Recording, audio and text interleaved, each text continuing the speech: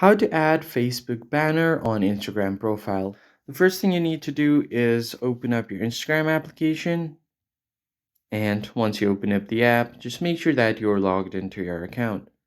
Then the next step is to head over to your profile to edit your profile. Tap on the bottom right corner.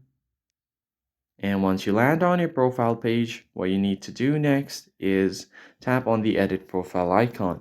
As you can see here, I do not currently have the Facebook banner on my profile. So tap on this edit profile button right here. And once you do that, you'll be able to edit your profile, making your avatar, adding pronouns, adding bio. Then you'll have an option for banners. Just tap on this banners option. And once you do that, you'll be seeing the on your profile option and add banner option. So on your profile, the currently showing banner is this music right here. And if you have an option or the Facebook connected to your account, it will show you the Facebook banner right here. You can tap on this plus icon right besides the Facebook icon. And now your Facebook banner will be added to your profile as well.